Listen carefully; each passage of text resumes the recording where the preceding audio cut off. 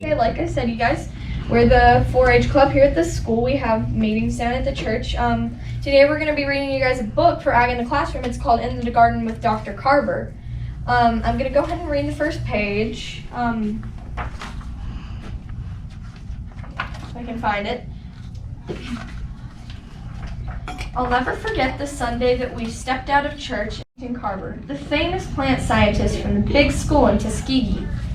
Go ahead and read it. Just flip the page. Can you guys see well? Dr. Carver called the garden his movable school, and it was filled high with plants, tools, and seeds. The adults all gathered around, eager for advice. They had heard about the 20-pound cabbages and the onions as big as the young child's head that Dr. Carver had grown on hand just like ours. He said that plants get from the soil the foods that they need to make them grow. The cotton, like a hungry monster, had gobbled up all the good foods in Alabama's soil. Dr. Carver was showing folks how to make our poor soil healthy.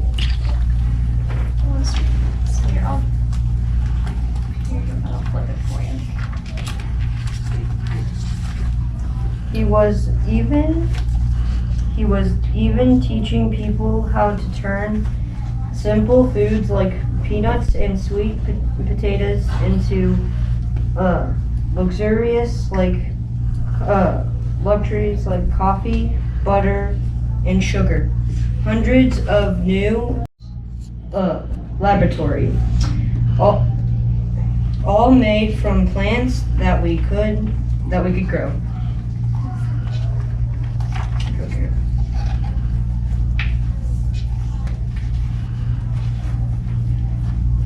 But for me, the best part of Dr. Carver's visit was that he agreed to stay through Monday to help us with the garden at our school. Who here would like to learn to be a plant doctor? Dr. Carver asked. I waved my hand the hardest, so he asked me to observe the first case. So, Dr. Sally, he said, why do you think that this rose bush is looking so weak when her cousins by the fence are covered in beautiful red roses? I don't know, I admitted. What should I do first? Listen to the plants and they'll tell you what they need. Go on. I thought about what Dr. Carver meant. Maybe it was like listening to the wind and watching the sky to tell the weather.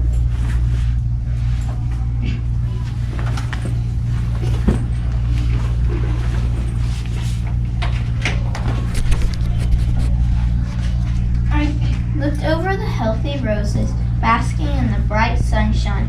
Then I examined my patient. Just one single rose glowed on her entire bush as she sat alone in the shade beside the ship. I've got it, I cried out. My patient needs to be moved to where she'll get more sunlight. That is an excellent job of observation, said Dr. Sally. Dr. Carver said, now let us begin the operation. Dr. Carver showed us how to transplant the rosebush very carefully without damaging her roots or letting her scratch us.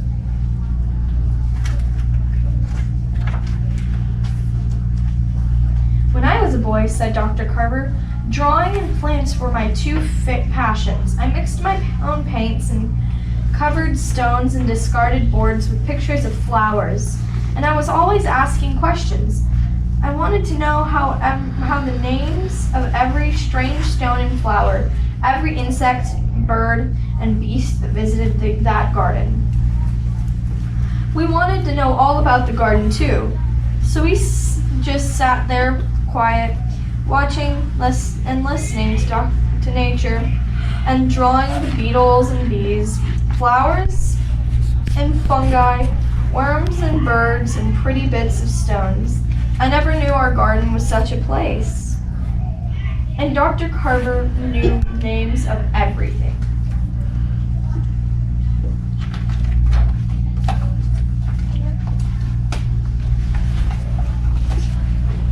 My brother Ben found a big web stretched out like a fishing net, spun of the finest lace. On it waited a huge and hungry spider.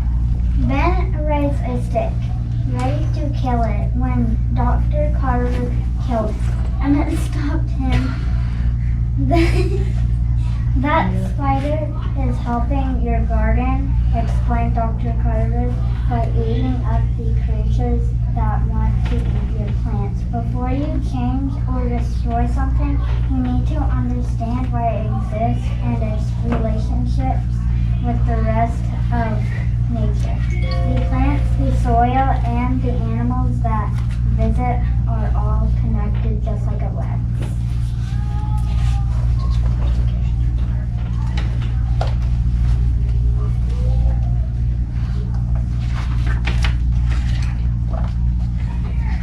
In every single flower bed, dandelions help up their sunny yellow heads. Who planted all these? Lucy asked. What would be old? That would be Old Man Win. Chuckled Dr. Carver. He showed us how the fluff of dandelion puffball was really a family of hundreds of seeds. Carried by the wind, they could travel miles before landing and beginning to grow. A plant is a weed.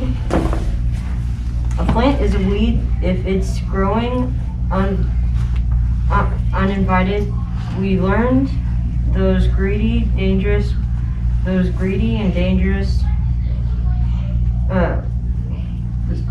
those greedy dandelions taking food, light, and water from the flowers that our teacher, Miss Simpson, had planted. Dr. Carver showed us how to remove dandelions, pulling them up from their long and hungry roots. We have their youngest leaves for our lunchtime salad. Dr. Carver said that we should eat all of the fruits and vegetables that we could.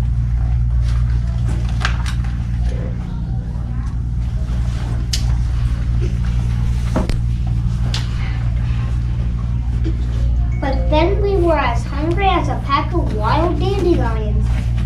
Miss Simpson, the older students had cooked a delicious spread of picnic food using recipes invented by Dr. Carver. After every bit was gobbled up, they told us we'd eaten sweet potato, flour bread, chicken made from peanuts, a salad of strange wild weed, and for dessert, peanut ice cream and cake.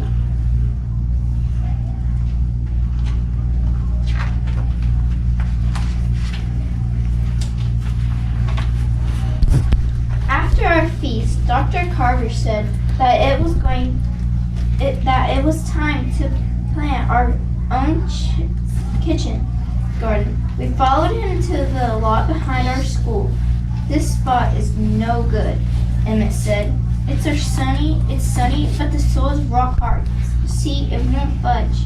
He's right, I said. Nothing ever grows out here, not even weeds. And nothing will ever, unless we improve this worn out land, said Dr. Carver. Plants like people need nutritious food to help them grow.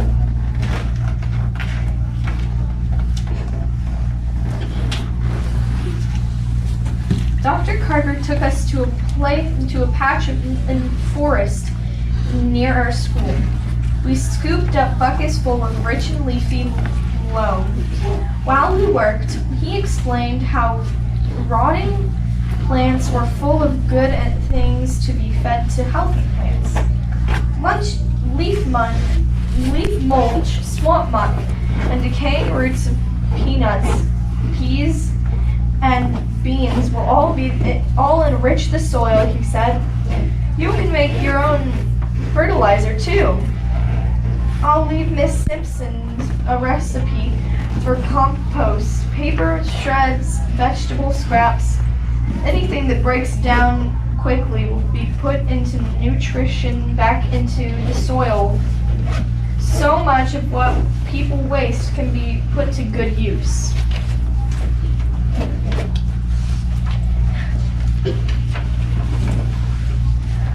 He cleared the plot of stone, spaded and hewed, chopped and raked, turning and mixing into the soil. The forest humus we gathered, we worked that soil until we had a fine rich field. Then we divided it into plots. We planted sweet potato slips and peanuts, snap beans, lima beans, cowpea, squash, okra, and melons.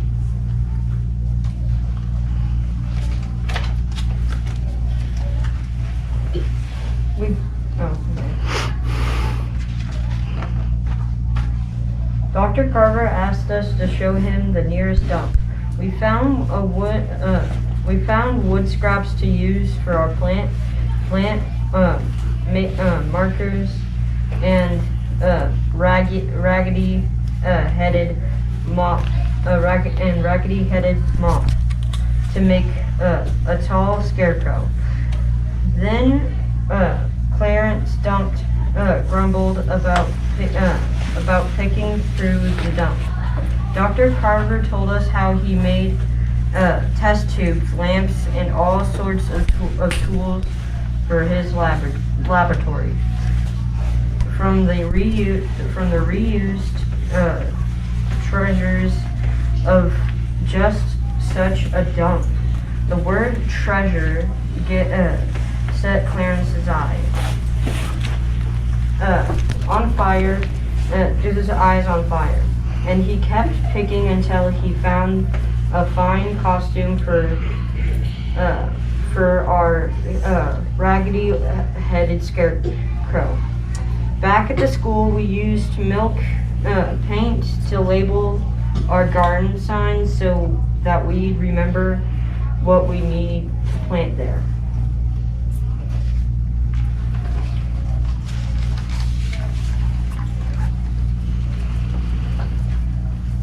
We were all sad to see Dr. Carver leave, but he made Miss Simpson promise to take us outdoors every day for the nature study and gardening lessons. And he gave her papers he'd written to use as our school guides. And we promised Dr. Carver that we wouldn't eat wild weeds, as some can be very poisonous, till our teacher taught us which ones were safe.